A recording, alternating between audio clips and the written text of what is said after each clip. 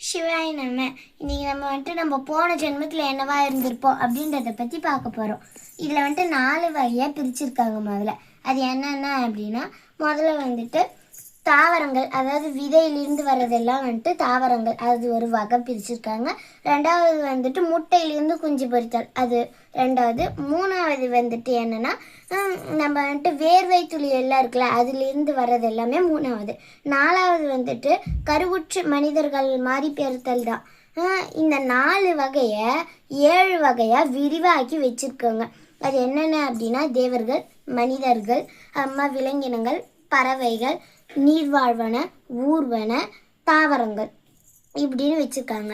இந்த தேவர்கள் எப்படி இருப்பாங்க அப்படின்னா, அதாவது போன ஜென்மத்தில் தேவர்களாக இருந்து இந்த ஜென்மத்தில் மனிதர்களாக இருந்திருந்தால் அவங்க எப்படி இருந்திருப்பாங்க அப்படின்னா, சொல்கிற பேச்சை கேட்பாங்க, அறநெறியில் இருப்பாங்க, சிவபெருமானை கும்பிடுவாங்க, சிவமயத்தோடையே இருப்பாங்க. எப்பயுமே இப்படி தான் சிவபெருமானை கும்பிட்டு சிவனடியார்கள் கூட சேர்ந்துட்டு அந்த மாதிரி தான் இருப்பாங்க.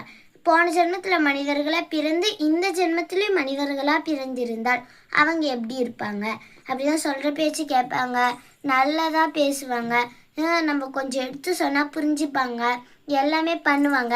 ஆனால் ஒன்று, சிவபெருமானை மட்டும் கும்பிட மாட்டாங்க. மற்றபடி எல்லாமே கரெக்டாக இருக்கும் அவங்களுக்கு. அடுத்து விலங்கினங்கள். போன ஜென்மத்தில் விலங்கினங்களாக இருந்துட்டு இந்த ஜென்மத்தில் மனிதர்களாக பிறந்திருந்தால் அவங்க எப்படி இருப்பாங்க அப்படின்னா, சொல்கிறதே கேட்க மாட்டாங்க, எடுத்து சொன்னால் புரிஞ்சிக்கவே மாட்டாங்க, எதிர்த்து பேசுவாங்க, அவங்க வாயிலேருந்து வரவாச்சும் கெட்டதாக தான் இருக்கும்.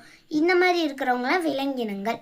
அதுக்கப்புறமா பரப்பனை, அதாவது பறவைகள் அந்த மாதிரி இருக்குல்ல, போன ஜென்மத்தில் அந்த மாதிரி இருந்துட்டு இந்த ஜென்மத்தில் மனிதர்களாக பிரிந்திருந்தால் அவங்க எப்படி இருந்திருப்பாங்க அப்படின்னா, வீட்டுக்குள்ளேயே இருக்க மாட்டாங்க, அப்படியே வெளியிலேயே தான் இருப்பாங்க. ஒரு தெருவில் 5 நிமிஷம் இங்கேயும் நான் போயிட்டு வரேன் அப்படின்னா, அப்படியே இல்லை இல்லை இல்லை இல்லை இல்லை சரி சரி நான் போய் வரேன்ற மாதிரி அப்படியே அவங்க பாட்டிக்கு தெரிச்சு ஓடிட்டே இருப்பாங்க, ஒரு இடத்துல நிற்க மாட்டாங்க. இந்த மாதிரி இருக்கிறவங்க பரப்பனை, பறவை இனங்கள் அப்படின்னு நம்ம சொல்லலாம்.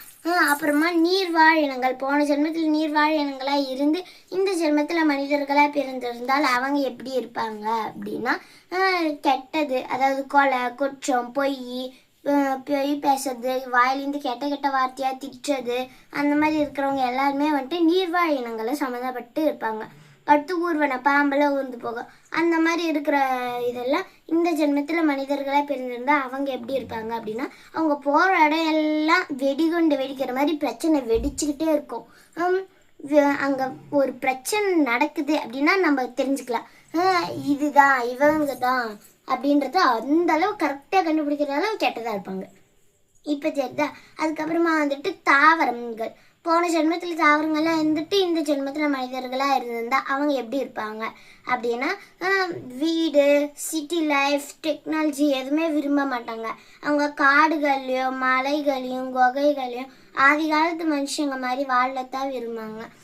அவங்க கொஞ்சம் கெட்ட கெட்ட வார்த்தை தான் பேசுவாங்க, சொன்னால் புரிஞ்சுக்க மாட்டாங்க, எடுத்து சொன்னாலும் அதை கேட்க மாட்டாங்க.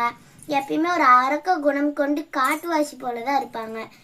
இவங்கெல்லாம் தாவர இனங்களை சம்மந்தப்பட்டவங்க. இப்போ இவ்வளோ இனங்கள் நான் சொன்னேன். இந்த இனங்களில் நீங்கள் இந்த இனத்து கூட பழகணும், நம்ம இனத்து கூட பழகலாம், அல்லது நம்மளுக்கு மேல் இருக்க இனத்து கூட பழகலாம்.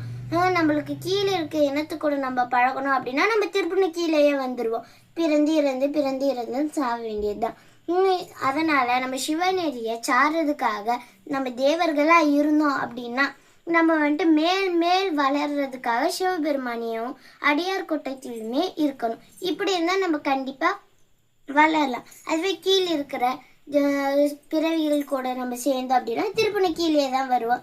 இந்த மாதிரி நம்ம நடக்கக்கூடாதுன்னு நம்ம கேர்ஃபுல்லாக இருக்கணும். இதை நான் எதுக்காக உங்களுக்கு சொல்கிறேன் அப்படின்னா, நீங்களும் கேர்ஃபுல்லாக இருக்கணும். உங்கள் ஃபேமிலி மெம்பர்ஸ், அதர் பர்சன், இல்லைன்னா அவங்க ரிலேட்டிவ்ஸ், ஃப்ரெண்ட்ஸ் யாராக இருந்தாலும் சரி, இந்த மாதிரி இருக்கவங்கள்ட்டு பார்த்து நீங்கள் நடந்துக்கணும்.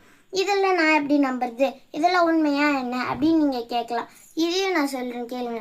அகஸ்தியர் நூல் அப்படின்ற ஒரு நூல்லேருந்து எடுத்து இதை நான் சொல்கிறேன். அகஸ்தியரே இதை எழுதியிருக்காங்க. இது எல்லாமே உண்மைதான். நன்றி.